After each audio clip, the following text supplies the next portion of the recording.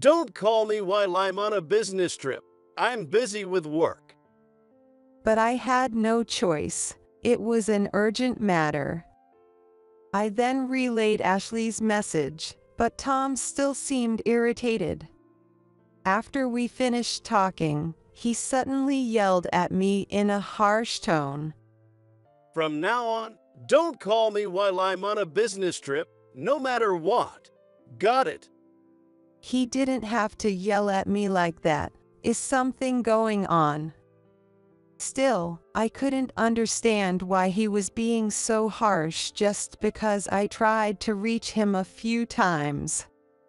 After thinking it over for a bit, I decided to just play along and said, "Fine, I won't call you no matter what happens."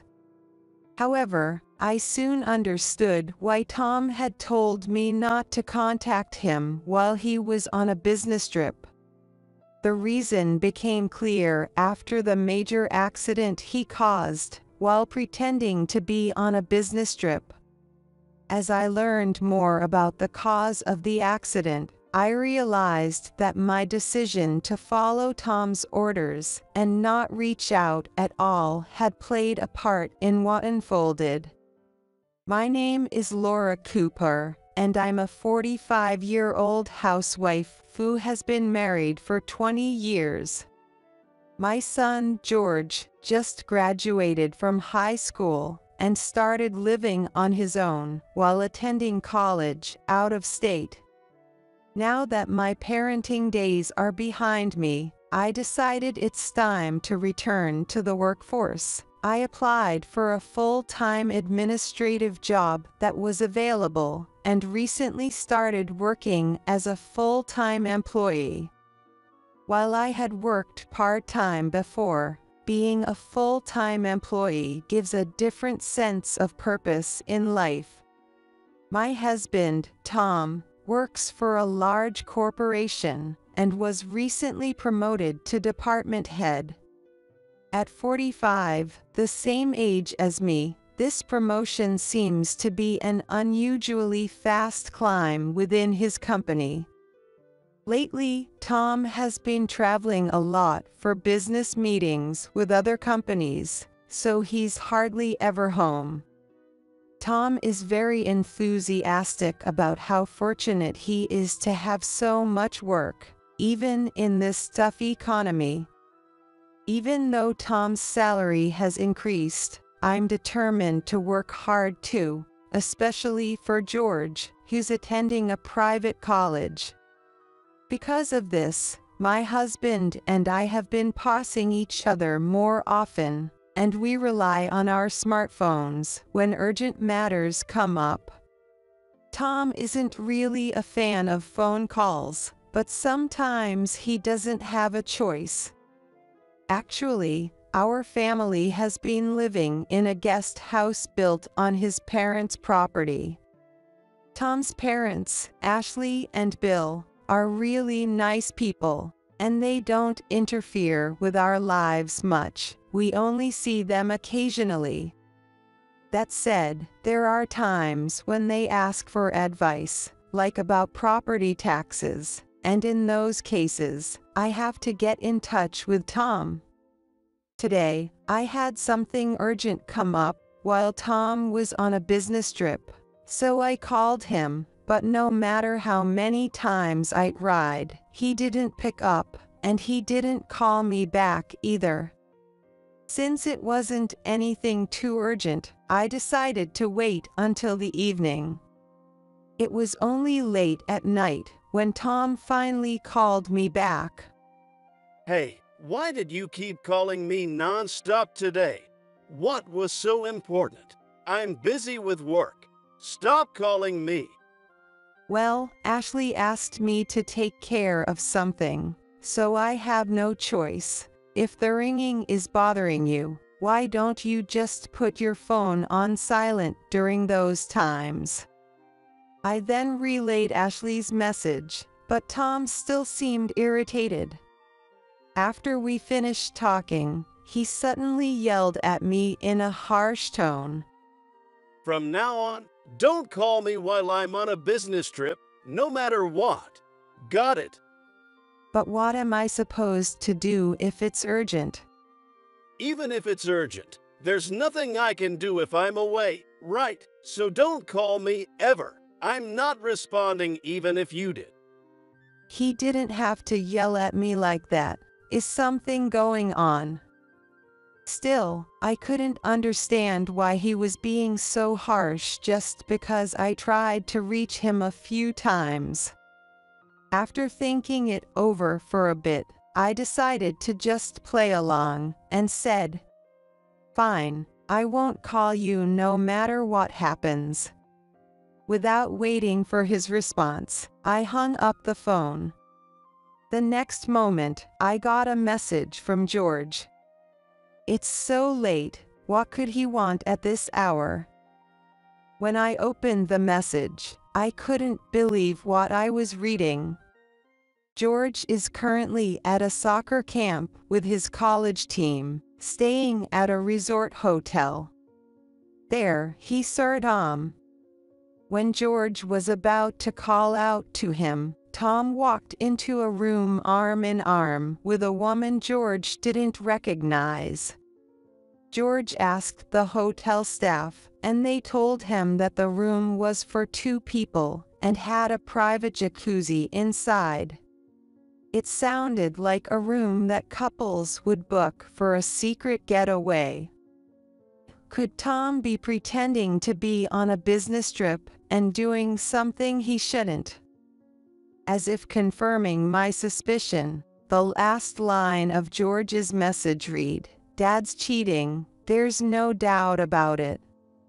So Tom was lying about being on a business trip.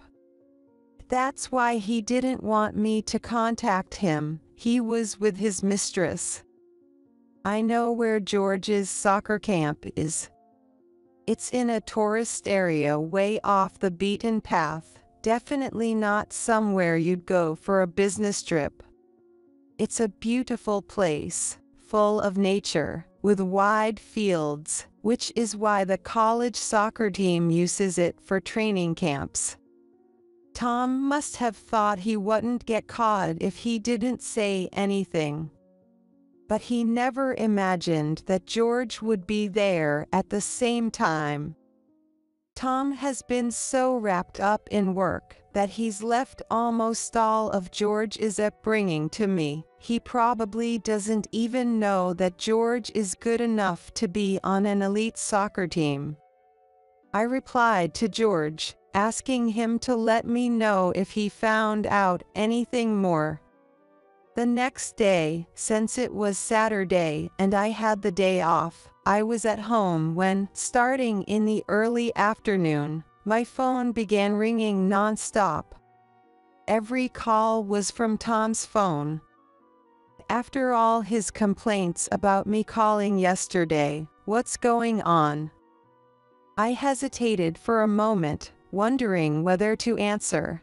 Then I remembered the promise I made yesterday. Tom had insisted I never contact him while he's on a business trip, and I told him I wouldn't, no matter what. So I figured that even if he was the one calling me, I didn't need to respond. Normally, it would be impossible to ignore dozens of calls like this, but if Tom is off on a romantic trip with his mistress while telling me not to contact him, there's no way I'm answering. But the phone kept ringing non-stop. Could he have gotten into some kind of trouble with his mistress? If that's the case, he wouldn't be calling me his wife. However, I started to worry a little, so I checked my phone screen. Then I noticed a single missed call from George, so I called him back right away. What he told me left me completely shocked once again. It was another unbelievable situation. Mom, something terrible happened. This morning, Dad drove off a 16-foot cliff and was taken away in an ambulance. What do you mean? everything went black before my eyes. But I noticed that Tom's phone had been ringing constantly. George continued explaining, and what he told me was even more shocking than the accident itself. Luckily, he fell into a pond, so the impact wasn't too bad, and he seems to be okay. But there was someone else in the car with him. It was the woman he stayed with last night. In other words, Tom had an accident while driving with his mistress. I asked George how something like this could happen, especially since Tom is usually a good driver, and what he told me was unbelievable. Since there was no soccer practice that day, George had been out running around the hotel with his teammates that morning. That's when a man showed up, shouting a woman's name as he rushed into the hotel. George went to check on what was going on, and to his shock, the man was the husband of Tom's mistress. When the man found Tom and the woman, he went into a rage, screaming, "Give me back my wife." A panicked Tom grabbed the woman by the arm, pulled her outside, and quickly drove off. But as they were driving on the mountain road, still within view of the hotel, Tom couldn't handle the curve, and they plunged off the cliff into the pond below. The constant calls from Tom's phone could mean that he's conscious and trying to let me know he's been taken to the hospital, or maybe someone nearby is calling on his behalf. I asked George if he knew which hospital Tom had been taken to, but it seemed he didn't have that information. If George had told the hotel staff it was his father, they might have given him more details. But considering that the person in the car with his dad was Tom's mistress, it was probably hard for George to explain the situation. I told George that once the hospital identified him, they'd likely call us, and I hung up the phone. At some point, the calls from Tom's phone had stopped. I decided to just wait for the hospital to contact me. As I had expected, a call came in from the hospital later that evening. Just like George said, Tom was safe, and his life wasn't in any danger. I asked about the person who had been in the car with him, as there had been someone else involved in the accident. However, they refused to answer my questions. I kept pressing, but they insisted it was private information and couldn't be shared. It was likely that Tom had asked them not to tell his family about the other person. The hospital requested that I come the next day to take care of the admission paperwork and bring any essentials Tom might need. Even though there was a chance I'd run into the mistress, I had no choice but to go and handle the paperwork. So, I reluctantly agreed to go to the hospital the next day. But that night, I received another message from George, and it made my skin crawl. George had gone to visit a teammate who had been injured during practice and hospitalized 3 days ago, but by chance, Tom was in the room next door. George realized this because Tom's voice was so loud while he was on the phone that he couldn't help but overhear. Apparently, Tom was talking to his mistress, who was also hospitalized, and the conversation was so embarrassing that George said he was turning red just listening to it. Unable to bear it any longer, George quietly left the hospital, making sure Tom didn't notice he was there. Just hearing this story made me want to walk away from the whole situation. As I was thinking that, a message from Tom came through. Hey, why aren't you answering the phone? I got into a car accident while on a business trip and I'm in the hospital. You know that because the hospital contacted you, right? I was out in the countryside, so the hospital is far away. But make sure you bring everything I need for my stay tomorrow. What a one-sided message. Well, if I don't go handle the paperwork, it'll cause trouble for the hospital. Just as I was thinking it was getting late and I should go to bed, an unknown number called. Who could be calling at this hour? Feeling suspicious, I let the call go to voicemail to see if they'd leave a message. A man's voice came on. I'm so sorry for calling at such a late hour. Could this have something to do with the accident? I decided to answer the phone. The man introduced himself as Steve, and to my shock, he was the husband of Tom's mistress. According to him, he had hired a private investigator to look into his wife, Emma, and her affair partner, Tom. The investigator had even uncovered our phone number. I'm truly sorry for the trouble my wife, Emma, has caused you, Laura. I don't even know how to begin apologizing. Even though he was a victim himself, Steve kept apologizing repeatedly. His polite manner made me feel a little embarrassed. No, we're both in a difficult situation, so please don't be sorry. After I said that, he seemed relieved and began explaining the details the investigator had uncovered. It turned out that Tom and Emma had met through social media. Although Emma was 42, she looked at least 10 years younger and used her beauty to attract attention from men. Meanwhile, Tom, who was a rising star in a major corporation, had been posting sharp-looking photos of himself and interacting with many female users. The two of them began to take notice of each other and eventually met in person. That was 3 years ago. Steve had discovered the affair a year ago, and since then, Emma had been going on more overnight business trips. Come to think of it, Tom's business trips had increased around that time as well.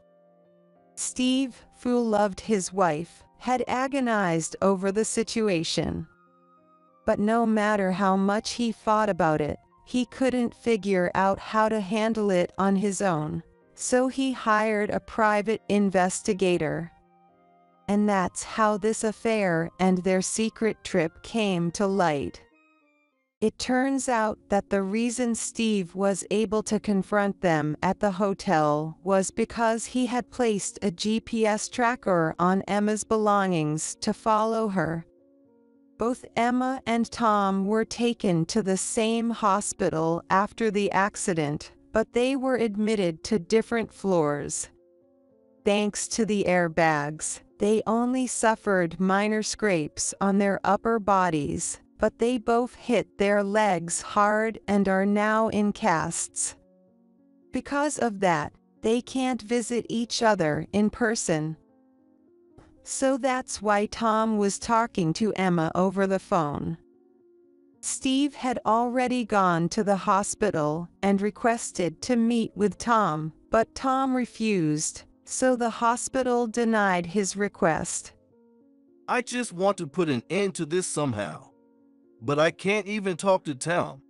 What am I supposed to do? Steve sounded desperate, and I felt a bit lost about how to help him. Then I remembered George's message from earlier. Not knowing if it would work, I came up with an idea and shared it with Steve. That's a great idea. Steve said, sounding relieved. He thanked me and ended the call. If everything went well, This would give Tom a taste of his own medicine for lying to me. The next morning, I called George and asked him to help with the plan I had come up with. Later that day, just before noon, I received a message from Tom. Hey, why aren't you coming to the hospital? I didn't even buy any toiletries because I thought you'd bring them. I haven't brushed my teeth. And you need to come do the admission paperwork, too. The nurse has been asking if you're coming, and she's still waiting. I read the message, but didn't reply. Instead of responding to Tom's complaints, I sent him a certain video. Tom saw the video and immediately responded, clearly furious. What the hell is this video?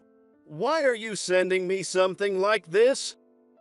It was the audio recording George had helped me capture of Tom and Emma talking on the phone, which I had then turned into a video using a photo app.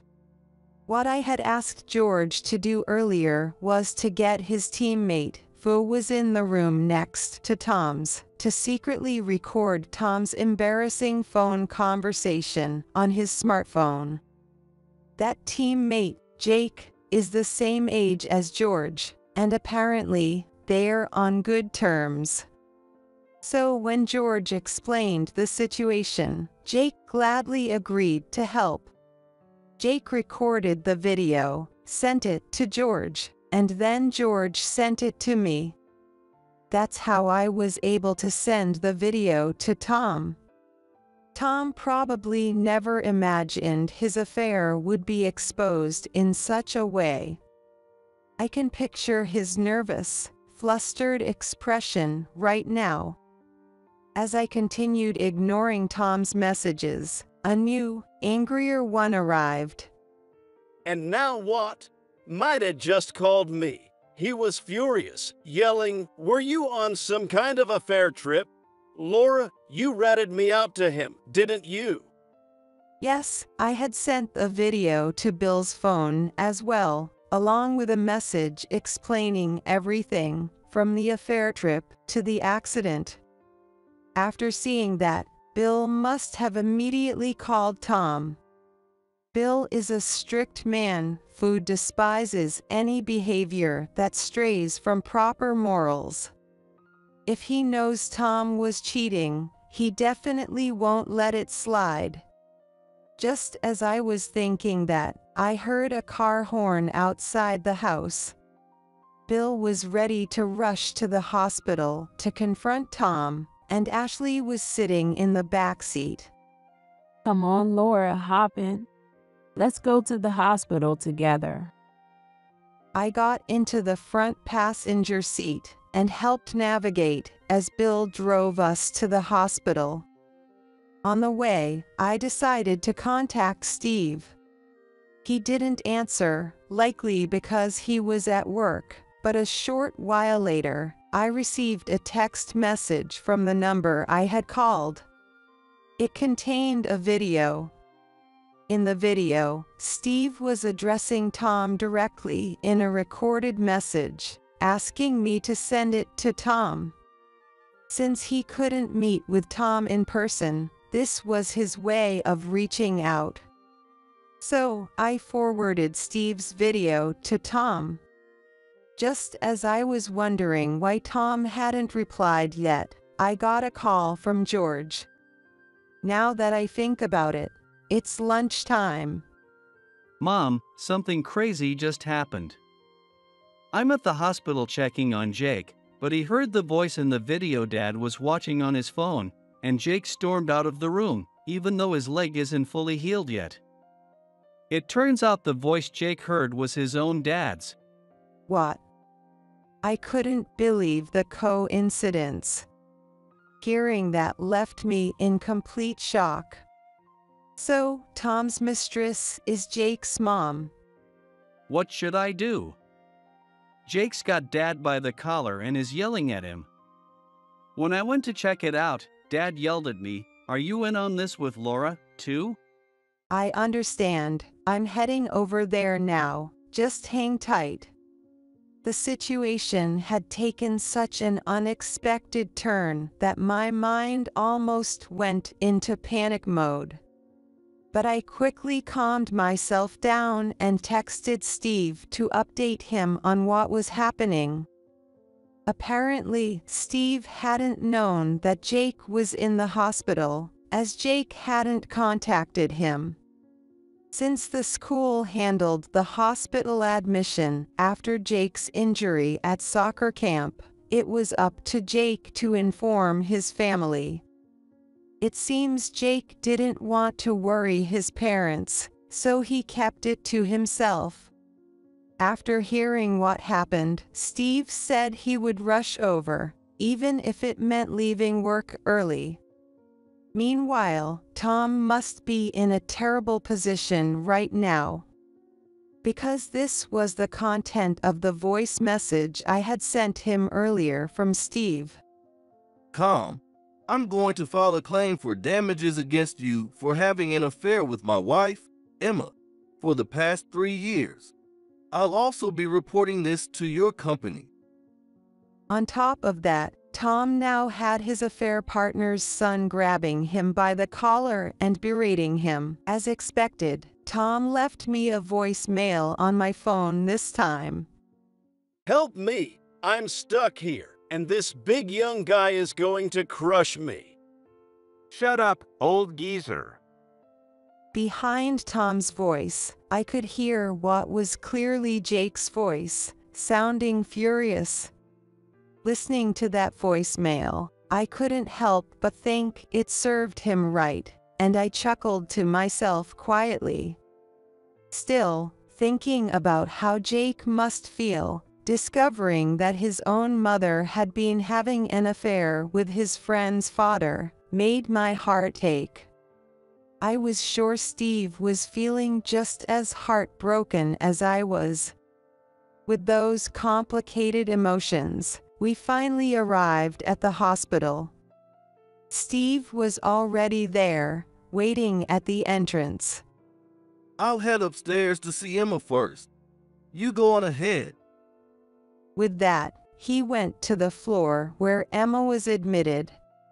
When Ashley, Bill, and I reached Tom's hospital room, there was already a crowd. Other patients had heard the commotion and gathered to see what was going on. Trying to push down my embarrassment, I entered the room. Tom was still pinned by Jake, who had him by the collar. When Tom saw me, he glared angrily. Why did you come so late? Now hurry up and get this guy off me. Shut up. I'm not moving until you apologize. Jake, his face contorted with rage, tightened his grip on Tom's collar. His leg was still wrapped in bandages. It must have taken everything he had to get to this room. I could only imagine the pain he felt, knowing his mother had been taken from him in such a way. Look, just calm down and listen to me. I knew Emma was married, but I didn't know she had a kid. Dad, this isn't the time for excuses. Just apologize already. If you don't, Jake's injury might get worse. That's right, Tom. Besides, even if she didn't have kids, that doesn't make it okay to be with a married woman. Tom, cornered on all sides, was now completely isolated. He looked around frantically, searching for help. But all he got were cold stares from the other patients watching from the doorway. Then, from a distance, we heard the sound of crutches approaching. It seemed to be Emma. Steve must have told her what was going on, and she couldn't stay away any longer. Hey, wait a minute.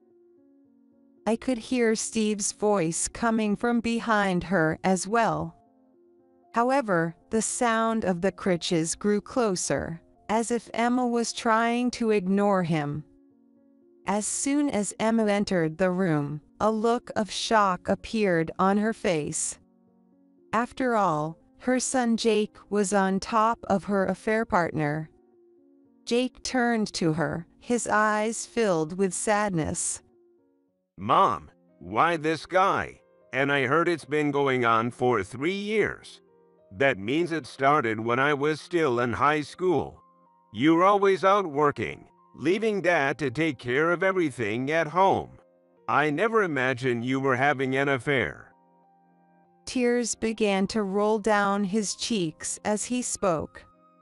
Their situation was the complete opposite of ours. Even so, Jake must have still loved his mother.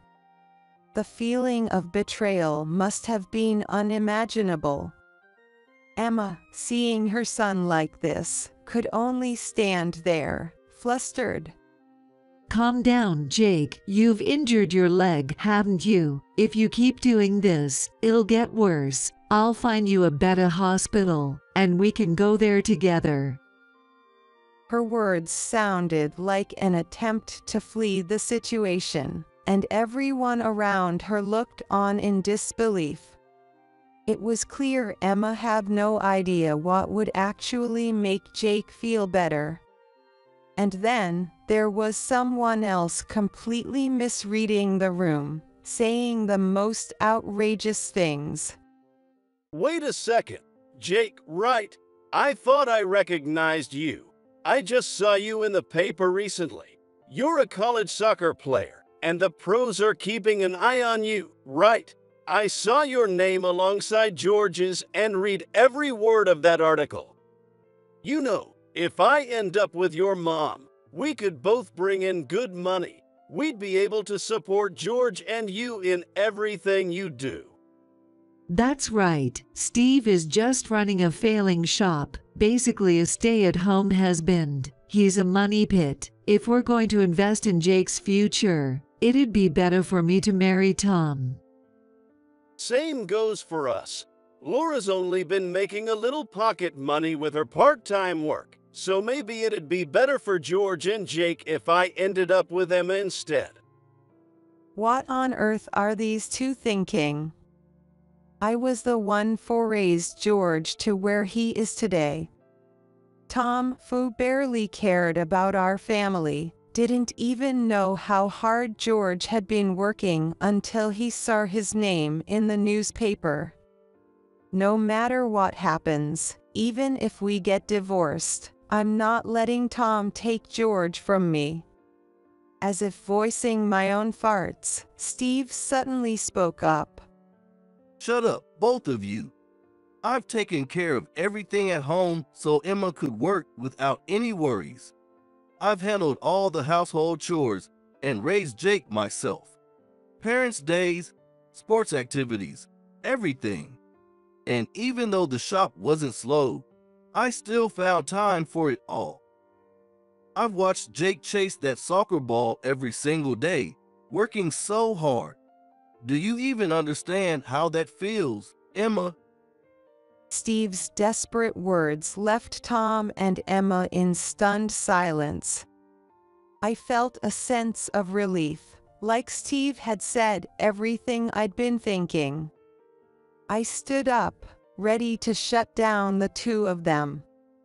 That's right, you two don't deserve to call yourselves parents. If you want a divorce, go ahead, but don't drag the boys into it. They've worked hard while you both acted selfishly. Yeah, even if my parents get divorced, I'm not going with you, Dad. You call Mom a burden, but that's not true. She raised me and made things work on your salary, and when my sports got expensive, she went out and got a part-time job. I've seen her struggle more than anyone. George's words brought tears to my eyes. I thought George hadn't noticed, but he's been watching me all along. Behind me, Ashley and Bill nodded in agreement. Even the other patients in the room looked at me with calm, supportive expressions. But Emma, seemingly unable to take the pressure, suddenly let out a shrill scream. No way, I can't take this anymore. It's like I'm being blamed for working so hard all these years. Jake, you're on my side, right? I worked day and night to pay for your education so you could focus on soccer. Even now, Emma was still trying to justify herself.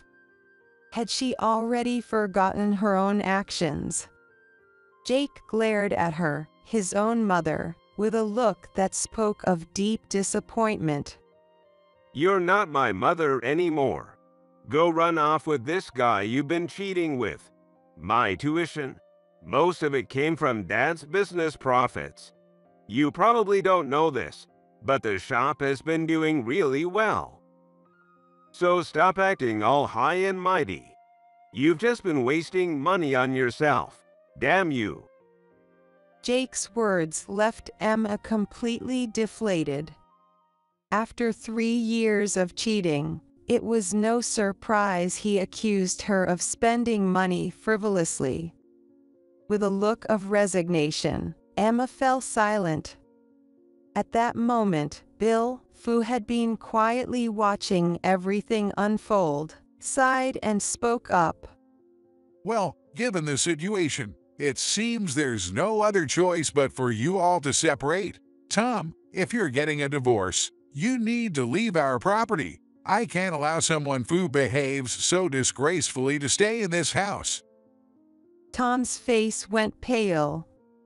What? Why? When people get divorced, the wife usually leaves. I'm supposed to inherit this place. If I leave, what happens to the family? I'll marry Emma and take over the house, so don't make me go. Tom pleaded with Bill, looking at him with desperation. But Bill had clearly fought ahead. The true heir to the family would be George. George, who was now attending a college far away, likely wouldn't return after graduation. However, the guest house would remain as a place where he could always return. The house would be put in George's name, and I, as his mother, would continue living in the guest house as I always have. Tom looked at Bill in disbelief, as if wanting to argue. The prestigious Cooper family had been around for generations. It was clear Fo as the most suitable to inherit it. Bill looked at Tom with an expression that said he hadn't raised his son to be like this. As a father, it's only natural to want your son to carry on the family name. But after Tom's shameful actions, he no longer had that right. For Bill, it must have been deeply disappointing. The faint glimmer of tears in his eyes reflected his feelings all too clearly. Sensing that the conversation on our side was over, Steve turned to Emma and said, We're getting divorced too. I'll take custody of Jake. I hate to say this, but you're not going to be able to stay at your current job, Emma. And it's not just you. Tom is going to be out of a job too. What? Here's why they won't be able to stay at their companies. The car accident caused by Tom was photographed by a witness, and the pictures spread on social media that very day. Tom and Emma, too absorbed in their affair, hadn't realized this. Since their faces weren't blurred out, people from both companies recognized them, and it soon became known that they were on an affair trip. Especially Emma's co-workers, many of whom knew Steve, who ran a popular cafe in town, quickly realized that the man with her wasn't Steve. Similarly, some of Tom's co-workers had visited our home before and knew what I looked like. So, when they saw an unfamiliar woman with Tom at the tourist spot, they realized she was the mistress. Both Tom and Emma worked for prestigious companies with strict regulations. If it became known that they had lied about a business trip to cover up their affair, they were bound to face some form of disciplinary action. After Steve finished explaining this, Tom and Emma looked completely defeated, as if they knew it was all over. These two were likely about to lose both their families and their jobs. Even so, I still planned to sue them for damages. I was sure Steve would do the same. A little while later, Tom and Emma were discharged from the hospital, but they no longer had a home to return to. In Tom's case, if it had only been the affair, a demotion might have sufficed. However, it was discovered that he had embezzled company funds by pretending to be on a business trip and used the money to pay for the affair. It's no surprise he got fired. It's almost funny, Tom was even complaining about it on social media. After paying both me and Steve damages and spending a fortune on Emma, Tom ended up broke. Emma cut ties with Tom after losing both her money and her home, and reportedly returned to her parents' house. However, I received a message from Steve, and here's what he told me. Emma was also demoted to a rural branch because her affair trip had been exposed. But having only known life in the city, Emma refused to comply. As a result, she faced increasing hostility at work and eventually had no choice but to quit. Emma's parents were confused about why their once promising daughter had left her job and pressed her for answers when she returned home. Under pressure, Emma confessed to the affair and was immediately kicked out of her parents' house. Emma's family had a strong reputation, and infidelity was something they could never accept. Their situation was made clear on Tom's social media account. After losing his home, Tom moved into a shabby apartment and eventually reconnected with Emma, and the two began living together. But with both of them unemployed, they were forced to rely on shady lenders to get by. Neither had any experience managing money, so they quickly fell into debt, spending recklessly and adding to their financial woes. Eventually, Tom's social media stopped updating altogether. It's likely they couldn't even afford their phone bills anymore. The phrase "they deserve no sympathy" seems to be tailor-made for these two. 4 years have passed since then. George and Jake, after graduating from college, both joined professional teams that had been scouting them. Today is their debut match. I went to the stadium early with Ashley and Bill. Our seats were in the 7th row, close enough to see the players' faces clearly. When the players came out, George seemed to notice me and looked over with a smile. It was a moment of pure joy, something not everyone gets to experience, and it's hard to put into words how happy I felt. As the game started, I noticed Steve in the front row, watching the match intently. It was clear he had put his heart and soul into raising Jake.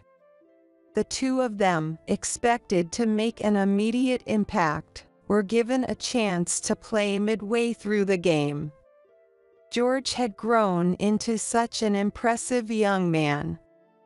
Overwhelmed with emotion, I couldn't stop the tears from flowing. Steve let out a triumphant roar when Jake scored a goal. This kind of emotional reward only comes from truly dedicating yourself to your children. I may not be the most perfect mother. However, every moment I've spent with George has been an irreplaceable treasure. And now, as I watch George standing on this grand stage, I feel an immense sense of pride as his parent. I believe that is what the true bond between parent and child is all about.